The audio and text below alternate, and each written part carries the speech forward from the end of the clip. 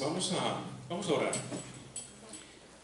Señor, en esta hora te pedimos de tu gracia, tu favor, tu misericordia para con nosotros, y te damos gracias por el mensaje de esta mañana, Señor.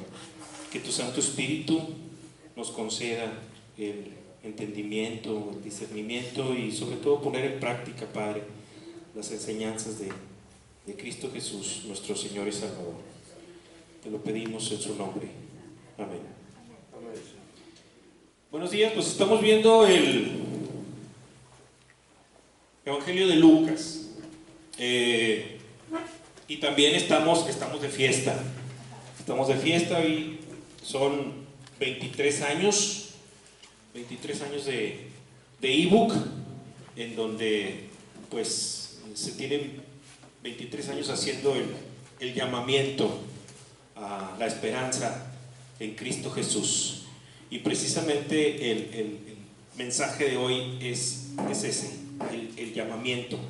En este caso, en el Evangelio, pues, que Jesús hizo de los apóstoles.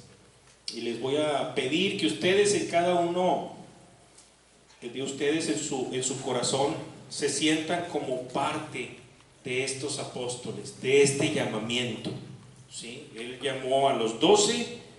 Si tienen inconveniente con el 13, de mala suerte, piensen que el 13 soy yo y ustedes son el 14.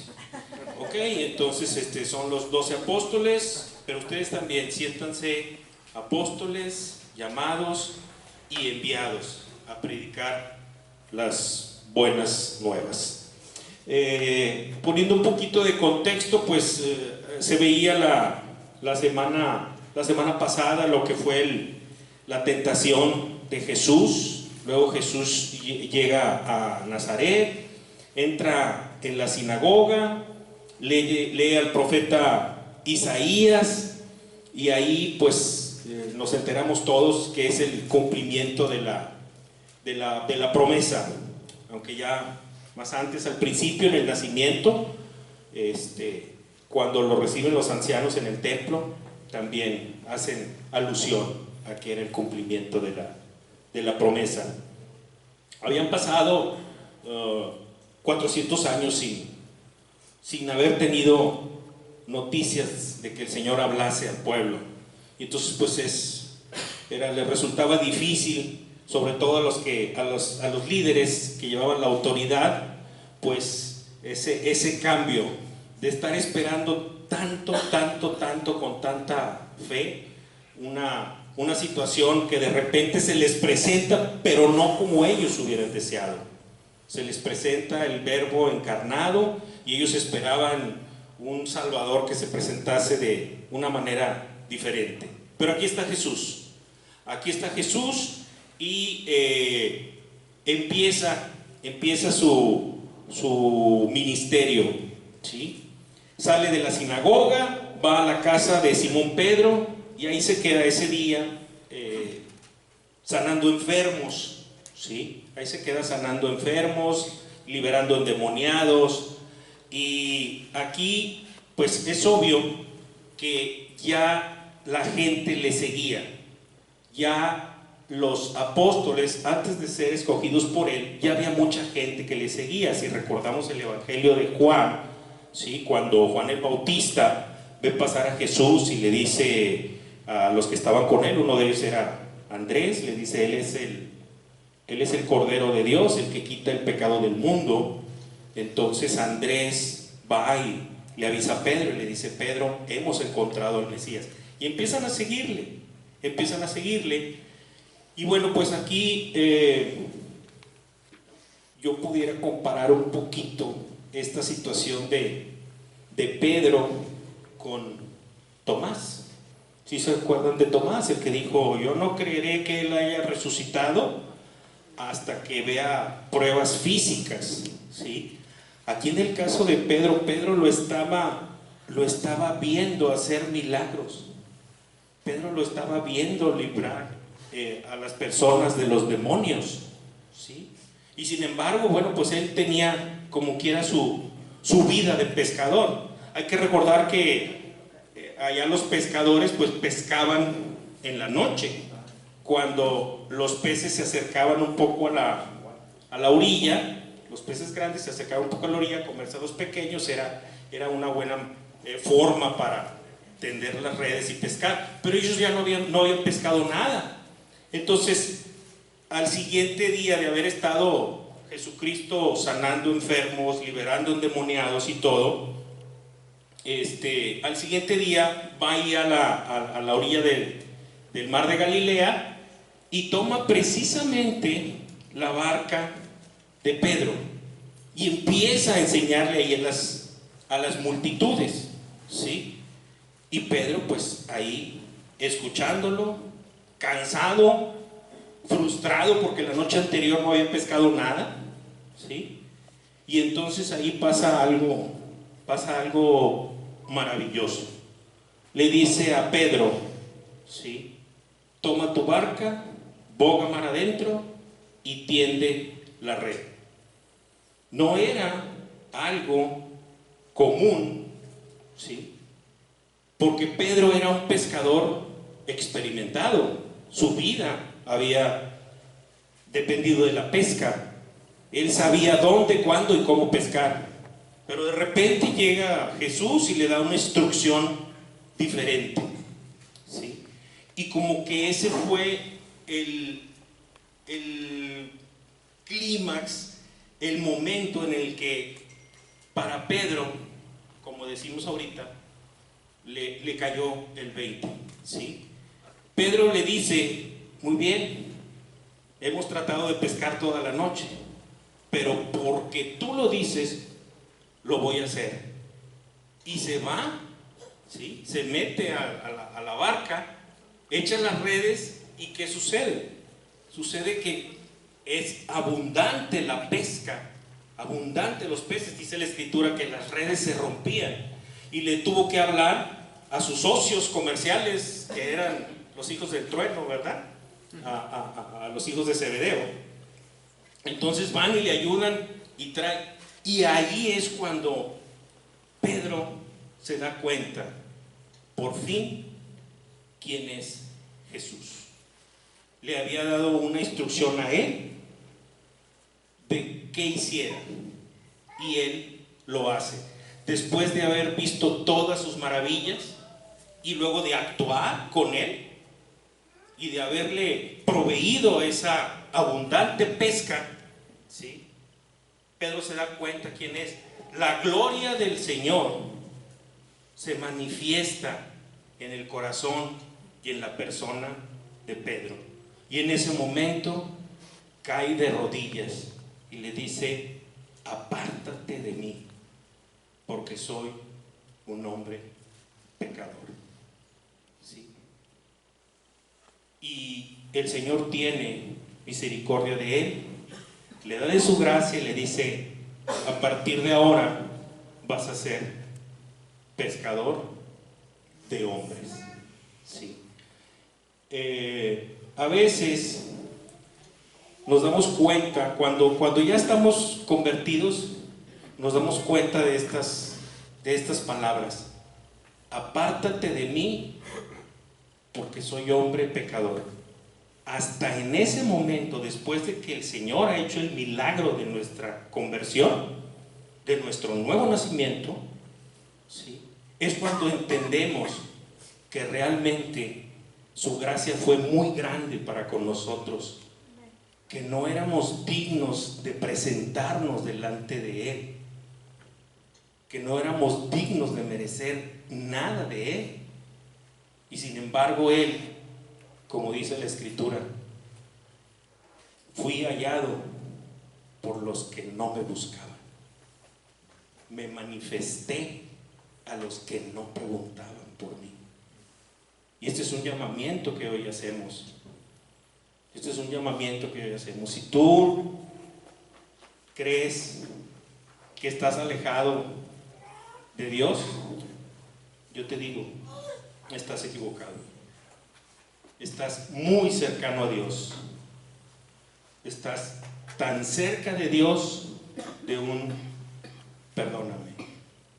Estás tan cerca de Dios de un sálvame. La labor del Espíritu Santo en el corazón de cada uno de nosotros es precisamente guiarnos al arrepentimiento y presentarnos delante de Jesús con plena conciencia de que, a pesar de que no podemos estar delante de Él, ¿sí?, Él, en su misericordia y en su gracia, nos limpia de todo pecado a través del sacrificio de Cristo en la cruz del Calvario. Esto lo entendería Pedro después, ¿sí? Cuando nosotros actuamos con nuestras propias fuerzas, con nuestros propios pensamientos, es muy probable que no tengamos éxito en el servicio al Señor. La Escritura dice: no te apoyes en tu propio entendimiento, déjate guiar por el Espíritu Santo. Eso les encargó Jesús, eso les dijo a sus apóstoles, dijo: aún tengo muchas cosas que decirles, pero ahora no las pueden sobrellevar. Pero cuando venga el Espíritu de verdad, Él los guiará a toda verdad, porque no hablará por su propia cuenta, sino que hablará todo lo que oyere y os hará saber las cosas que habrán de venir. Él me glorificará, porque tomará de lo mío y os lo hará saber. Todo lo que tiene el Padre es mío. Por eso dije que tomará de lo mío y os lo hará saber. Entonces debemos ser sensibles a la voz del Espíritu que nos habla y que nos guía y que nos revela toda verdad. Para poder conocer el corazón de Dios, tenemos su palabra, debemos leerla, debemos conocer a Dios para poder saber, para poder agradarle, ¿sí? Y bueno, pues Pedro, Jacobo y Juan en ese momento dejaron todo y le siguieron, ¿sí? Y la manera en que Jesús estaba llevando a los apóstoles, aparte del llamamiento, era la enseñanza, la instrucción, ¿sí? Y la instrucción y la enseñanza que él tenía con los apóstoles era a través de su ejemplo, era a través de revelarse que él era el Hijo de Dios. A veces, aunque se revela a nuestras vidas, nosotros a veces tenemos dudas, y es natural. Todavía tenemos nuestra naturaleza caída, todavía la obra del Señor está en proceso, y es natural que tengamos algunas dudas. Pero como dice la Escritura, debemos confiar en Dios, en lo que Él nos ha dicho a través de su palabra, ¿sí?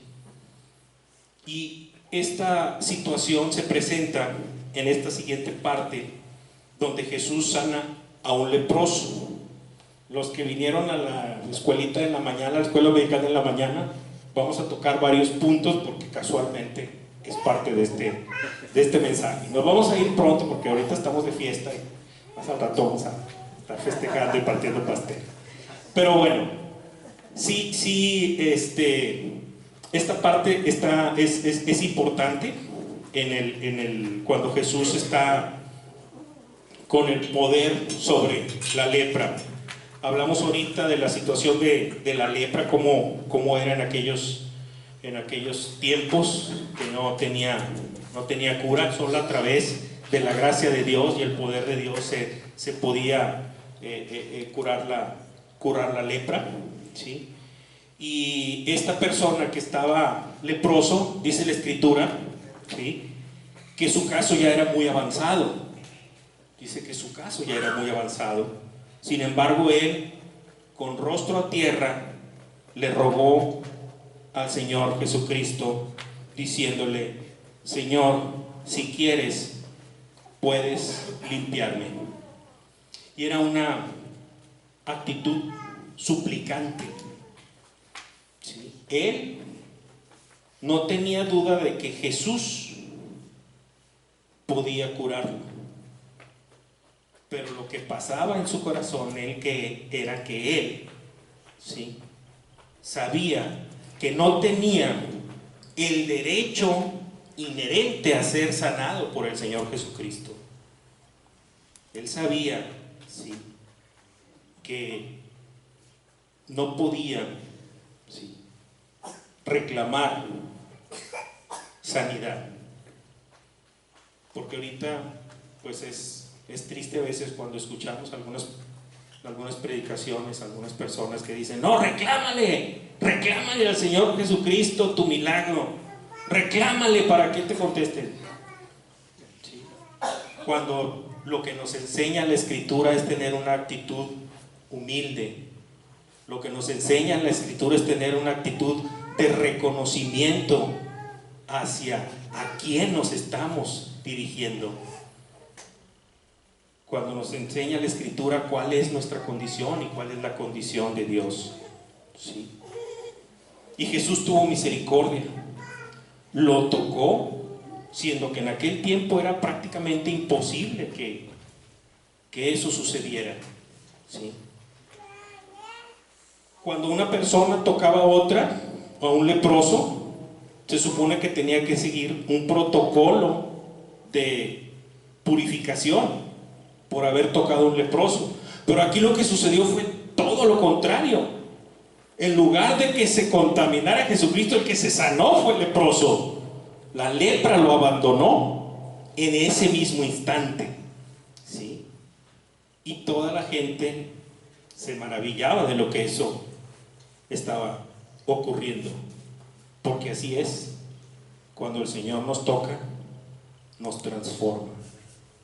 Cuando el Señor tiene esa misericordia con nosotros, inmediatamente nuestro corazón lo siente. Sí. Y otra de las cosas que nos habla esta parte del mensaje era la continua tiempos de oración que el Señor Jesús tenía.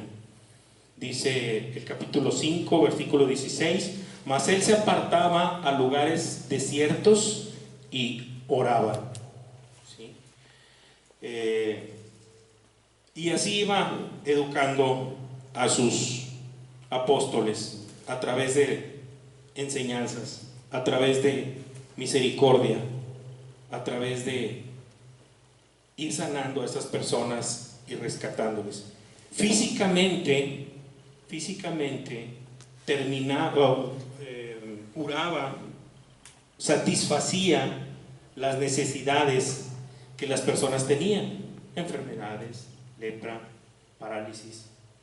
Pero eso era una situación física, ¿sí?, evidente. Pero Jesús siempre fue más allá. Siempre fue para Él más importante la condición espiritual de las personas. Y nosotros ahorita podemos verlo, nosotros podemos ahorita experimentarlo en nuestras propias vidas. ¿Sí? Nosotros sabemos que es más importante para Él y para nosotros nuestra relación espiritual con Él que nuestra situación física o nuestro entorno alrededor. Es más importante tener una buena relación con Dios. La Escritura dice que su amor para con nosotros es más importante que el oro. ¿Sí? Nosotros dice que si cuidamos esa relación con Él, ¿sí?, somos su especial tesoro. Él siempre tiene cuidado de nosotros. ¿Sí? Dice la Escritura: nos guiará por senderos de justicia por amor de su nombre. Nunca olvides eso. ¿Sí? Y aquí en este caso, bueno, como lo vimos también en la mañana, llegan los 4 amigos que no podían pasar con el paralítico en la camilla. Y de alguna manera, ¿sí?, en nuestra vida pues representa un poco a veces los mismos problemas que nosotros tenemos para acercarnos a Jesús. Ellos tenían unos problemas físicos de la multitud que les impedía acercarse y buscaron la manera de llegar y presentarse delante de Jesús. Aquí la pregunta es, ¿a ti qué te impide acercarte a Jesús? ¿A ti qué te está estorbando para que puedas para que puedas presentarte delante de Jesús y esperar ese milagro en tu corazón? Ten fe, confiesa tu pecado, apártate de él y recibirás la misericordia de Dios. Dice aquí, y viendo él la fe de ellos, ¿sí?, le dijo al paralítico, tus pecados te son perdonados. A eso vino él. No vino a juzgar. Él vino, como dice la parte central del Evangelio de Lucas, a rescatar y salvar lo que se había perdido. Y todos estos milagros que hizo Jesús, todas estas enseñanzas para que los apóstoles vieran que Él era el Hijo de Dios, que Él era el esperado Mesías, ¿sí?, era precisamente para que en esa fe se fuera fortaleciendo en los apóstoles, hasta que llegó el momento en que les pregunta a Jesucristo, les dice, ¿y ustedes quién dicen que soy yo? Y Pedro, el que hacía tiempo le había dicho, apártate de mí porque soy pecador, ya se había fortalecido su fe. Y él le dijo, tú eres el Cristo, el Hijo del Dios vivo. Y le dijo Jesús, bienaventurado eres tú, Simón, hijo de Jonás, porque esto no te lo reveló ni carne ni sangre, sino mi Padre que está en los cielos. Esa manera de caminar con Dios va fortaleciendo nuestra fe. Caminar con Dios, hermano, es leer su palabra. Cuando lees su palabra, estás caminando con Él. Cuando lees su palabra, se está fortaleciendo tu fe, ¿sí?, hasta que llegues a estar en esa plenitud de conocimiento, ¿sí?, en esa plenitud de comunión, y puedas tú decir, esto no me lo reveló ni carne ni sangre, lo reveló el Padre desde los cielos. ¿Quién es Jesucristo? ¿Sí? Entonces, el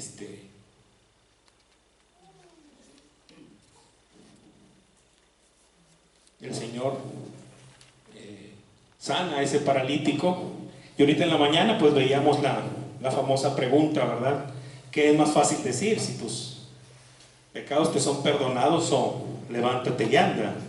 Y comentábamos, bueno, pues es más fácil decir tus pecados te son perdonados, ahí no se ve nada, que levántate y anda, porque ya era un compromiso decirle a un paralítico, levántate y anda, ¿sí? Y Jesucristo trae esa enseñanza de que Él es Dios y Él puede perdonar pecados, tiene la autoridad y la potestad para perdonar pecados. Y entonces le perdona sus pecados y aparte le ordena ahí, ¿sí?, levántate, toma tu camilla y vete a tu casa. Y toda la gente ahí se queda maravillada. Los apóstoles acaban de ver y continúan viendo y continúan maravillándose. Así nosotros, cada uno de los días de nuestra vida, continuamos maravillándonos de todo lo que Dios ha hecho en nosotros, ¿sí? Después de esto viene el llamado de Mateo. Ahorita llevamos Pedro, Jacobo, Juan y Mateo. Al pasar por ahí, dice, estaba el publicano Mateo, que era el cobrador de impuestos, y le dijo, sígueme. Y Mateo deja todo y le sigue. Los pescadores dejaron todo y le siguieron. Nomás imagínate la bendición que había recibido Pedro de tantos peces, y en ese momento antes no dijo, bueno, primero déjame pues gastar tantito, irme de vacaciones y luego ya vemos, pues, no ves todos los peces que acabo de pescar, pues, disfrutar algo, no. Decidieron seguir a Jesús. Mateo, que también estaba en una situación pudiente, ¿sí?, lo dejó todo para seguir a Jesús. Es más, hasta fiesta hizo ahí en su casa. Hizo una fiesta donde invitó. Para Mateo fue una fiesta de despedida. Se estaba despidiendo de sus amigos publicanos. Se estaba despidiendo de la antigua manera de vivir. Pero también les estaba mostrando a Jesucristo. Les estaba mostrando el por qué los iba a dejar. Y ahí estaba Jesucristo. Ahí estaba transformando vidas. No sé, me imagino a Mateo platicando con sus amigos y compartiéndoles, acabo de conocerlo a él y lo voy a seguir a él. No, Mateo, estás loco. ¿Cómo dejas tu negocio? ¿Cómo dejas la riqueza que tienes? ¿Qué vas a hacer? ¿De qué vas a vivir? ¿Qué vas a comer? No sé, él no tiene dónde acostar la cabeza y yo tampoco. Lo voy a seguir. Aquí la pregunta es, ¿qué estamos nosotros dispuestos o qué estamos haciendo para seguir a Cristo? ¿Sí? Y Mateo lo deja todo y le sigue. ¿Sí? Y bueno, pues son situaciones que nos enseñan que el poder de Dios, cuando transforma nuestro corazón, nos lleva precisamente a tener esa fe y esa confianza en el Señor. Bueno, y otra cosa importante, ¿sí?, es el llamamiento de los 12 apóstoles. Dice la Escritura, Jesús pasó la noche entera en oración antes de escoger a los 12. Y entonces creo que un pastor preguntó por ahí, oye, ¿y tú cuando te ibas a casar pasaste toda la noche en oración? Porque Jesucristo pasó toda la noche en oración para escoger a los 12 con quien iba a compartir su vida. Y no solo eso, hasta después de su vida. Porque después de su resurrección continuó la relación de los apóstoles con Dios. Cuando vamos a tomar decisiones importantes, ¿qué tanto oramos? ¿Qué tanto le dedicamos al Señor?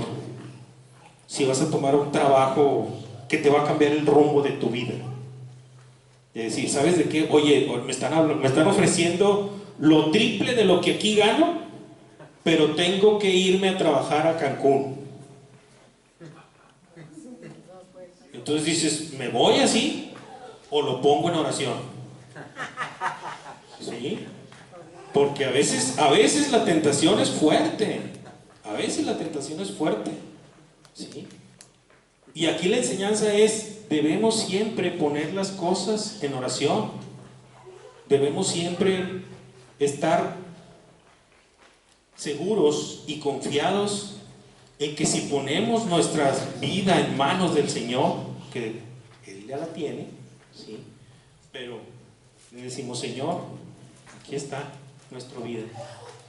Tú aconséjame si crees que ese es el trabajo que debo de tomar. Y con la confianza en que Dios va a contestar a tu oración. Mientras más estrecha es tu relación con Dios, ¿sí?, mientras más estrecha es tu relación con Dios, es más fácil, eres más sensible a tomar decisiones más correctas y más adecuadas a la voluntad de Dios. Dice la Escritura que si pides y oras conforme a su voluntad, no tengas duda, que lo que pediste te será concedido. Y vamos a darle un repasito a estas 11 personas. Simón, a quien le puso el nombre de Pedro, es el hijo de Jonás y fue uno de los principales apóstoles. Andrés, su hermano, que ya hablamos de él, que fue el que le presentó Pedro al Señor. Jacobo y Juan, ¿sí? Ellos fueron los que, junto con Pedro, tuvieron el privilegio de estar en el monte de la transfiguración, ¿sí? Juan, pues sabemos que es el discípulo amado. Hay niveles, dicen por ahí. Hay niveles, y pues vaya que sí los hay, ¿verdad? ¿Sí? Ahí en la cena, creo que en los evangelios, ahí está escrito, ¿no? Que le decían, pregúntale tú quién es el que nos va a traicionar, porque sí sabían que a él sí le iba a decir. Pregúntale tú, y se le acerca y dice, sí, con el que yo le dé, ese es. ¿Sí? Entonces, también dice la tradición que todos murieron martirizados, nomás él no. Él murió de viejito, ya exiliado. ¿Sí? Entonces, bueno, pues hay que procurar por ir escalando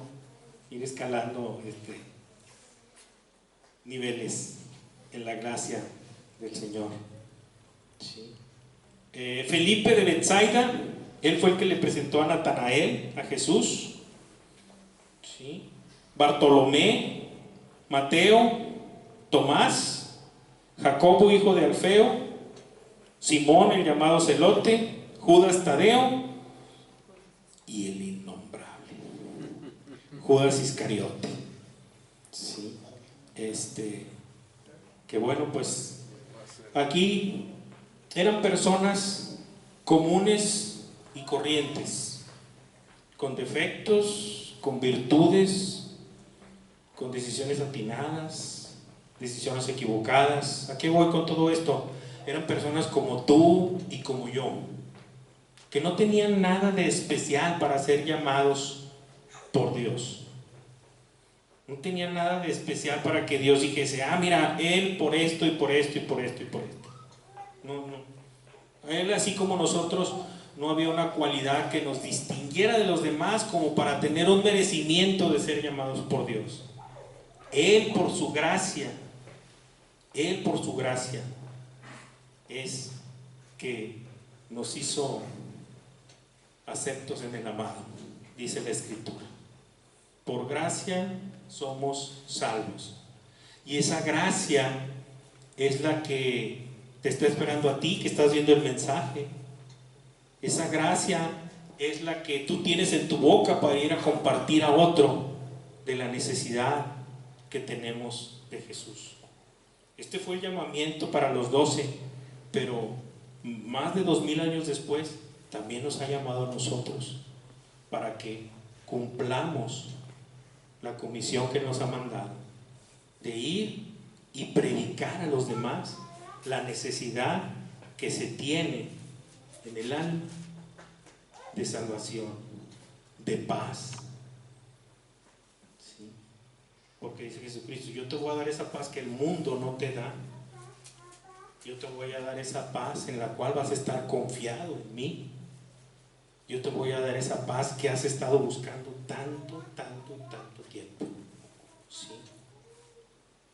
Hoy cumplimos 23 años y Dios nos dé vida para seguir 2, 3 y muchos años más, y que nunca nos cansemos, y aquí andan las futuras generaciones, que Dios dé luz a nuestros ojos para verlos un día igual aquí, hablándote a ti y diciéndote, en Cristo hay esperanza. Ese llamamiento para los 12, ese llamamiento para nosotros, ese llamamiento para las futuras generaciones es el que debemos mantener vivos, es el que debemos estar alimentando, es el que debemos de estar educando con base en las Escrituras. ¿Sí?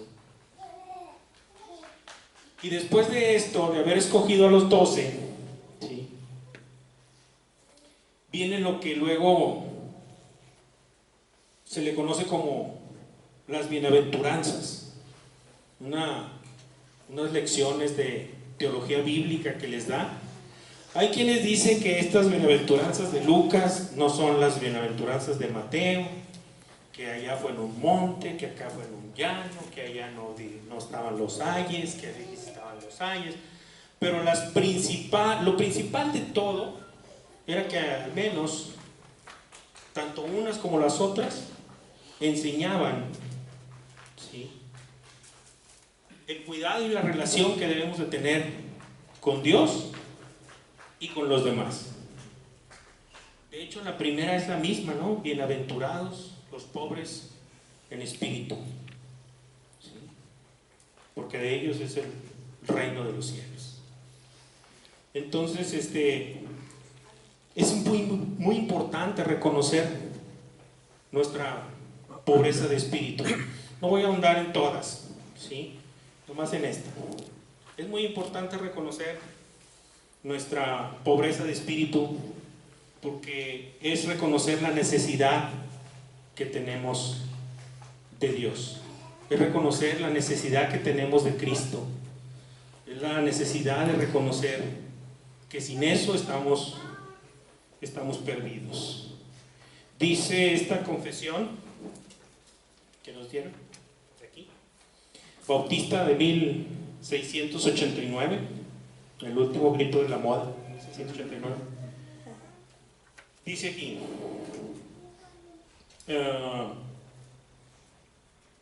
el hombre, por su caída en un estado de pecado, ha perdido completamente toda capacidad para querer cualquier bien espiritual que acompaña a la salvación.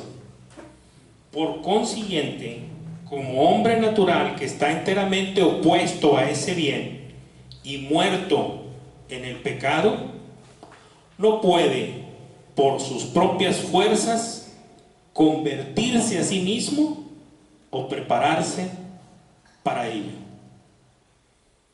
Hermano, si tú estás escuchando este mensaje, yo te digo, ahorita dispón tu corazón y prepáralo. En Cristo hay esperanza, en Cristo hay un nuevo nacimiento, hay un nuevo camino, en Cristo hay salvación, ¿sí?, y muchas otras enseñanzas de bienaventuranzas que dio, ¿sí? No quiero alargar mucho porque estamos muy contentos por el 23 aniversario. Pero también otras enseñanzas importantes que a veces como cristianos sí se nos olvida, y a veces son tan cotidianas que a veces nos complican. Nos dice: no juzguéis y no seréis juzgados, no condenéis y no seréis condenados, perdonad y seréis perdonados. Y estas tres enseñanzas sí son muy comunes en nuestro andar cotidiano, y muy común que a veces las descuidemos un poco. Hay que recordar que en este tema, ¿sí?, Él estaba escogiendo a sus discípulos y mostrándoles cómo debían hacer las cosas, cómo es que debían prepararse para luego ellos, con el ejemplo recibido, también ellos mismos predicar con el ejemplo. Y así nosotros, hermanos, ¿sí? Y bueno, pues este capítulo 6 termina con la enseñanza de los dos cimientos, ¿sí? Les dice Jesús, ¿verdad? ¿Por qué me dicen Señor, Señor, y no hacen lo que yo les digo? Y a veces así nos pasa. Bueno, voy a hablar por mí. A veces así me pasa, que yo le digo Señor, Señor, y no hago lo que Él me pide. Todas estas reflexiones es importante llevarlas, examinarnos, ¿sí? Y dice aquí: todo el que viene a mí, oye mis palabras y las pone por práctica, es semejante a un hombre que edifica una casa cavando y echando el cimiento sobre la roca. viene la inundación y el torrente da con fuerza sobre aquella casa, ¿sí? Y me gusta lo que aquí dice, pero no pudo moverla. O sea, no dice, la casa se estremeció y por poco se cae. No. Dice, no pudo moverla. Eso nos da, ¿sí?, la confianza, ¿sí?, de que en Cristo Jesús, ¿sí?, nadie va a poder tumbarnos. Nadie va a poder, ¿sí?, derribarnos. Dice aquí, nadie pudo moverla porque había sido bien construida. Pero el que ha oído y no ha hecho nada es semejante al hombre que edifica una casa sobre la tierra, sin echar cimiento. Viene el torrente con fuerza y al instante se desploma y grande es la ruina. Entonces debemos estar fortalecidos y estar confiados y tener la certeza de que estamos edificando sobre la roca, de que estamos edificando sobre Cristo Jesús, ¿sí? Esta es la parte del capítulo con el que termina el capítulo 6. Y bueno, nos toca también una partecita del capítulo 7, cuando Jesús sana al siervo del centurión y a un hijo de una viuda.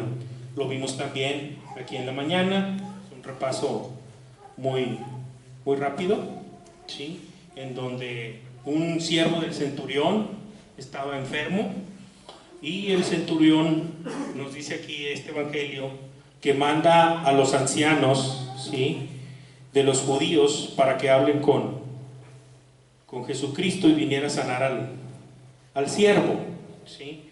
Aquí, bueno, pues podemos ver parte de lo que nos puede enseñar el discipulado, el apostolado. El centurión estaba preocupado por su siervo, ¿sí? Y cuando nosotros nos empezamos a preocupar más por los demás, quiere decir que vamos avanzando, ¿sí? Vamos avanzando en el discipulado, ¿sí? Cuando nosotros nos empezamos a preocupar más por los demás, estamos siguiendo lo que Jesucristo nos está enseñando. Y eso es lo que hizo el centurión, ¿sí? Él no pensó, dijo, a ver, ¿qué puede hacer él por mí? Déjame ir a verlo. No, él dijo, oye, Jesús es el que está haciendo milagros, es el Mesías, es el que sana enfermos. Yo acá, él. Sí. Y esto también nos enseña labor de intercesión. El criado no podía por sí solo ir con Jesucristo,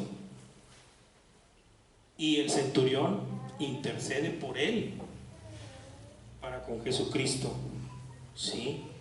Nosotros también podemos interceder en oración por los hermanos, como hacemos cada miércoles, ¿sí? Y bueno, pues los ancianos van con Jesús y le cuentan cómo había llevado la vida el centurión.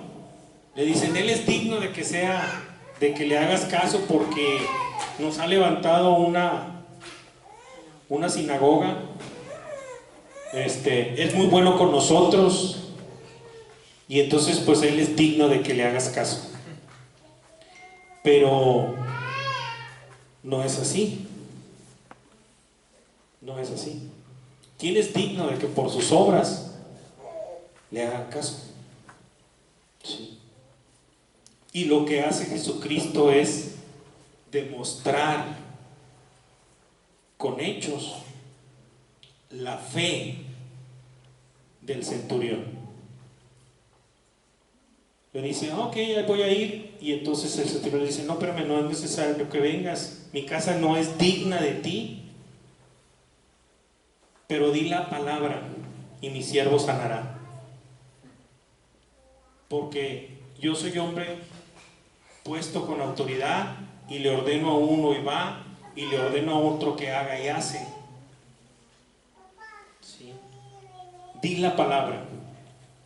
Y Jesús se queda maravillado de la fe, porque era por la fe del centurión que iba a sanar a su criado, no por sus obras, era por la fe, y lo deja demostrado ahí. Sí. Y dice, fe más grande no he visto en Israel. No dice en Galilea, no dice en Capernaum, no dice en Nazaret, no, dice en Israel. Fe más grande no he visto. ¿De qué tamaño es nuestra fe? Sí. Y la siguiente enseñanza para los apóstoles es la que resucita a un hijo de la viuda. Dice que iban a la ciudad de Naín, iban con él los discípulos, dice, y sus discípulos iban con él, acompañados por una gran multitud. Y cuando se acercaban a la puerta de la ciudad, he aquí, pues iba el cortejo fúnebre con la señora, y dice, llevaban a enterrar a su hijo único, dice, y la señora era viuda.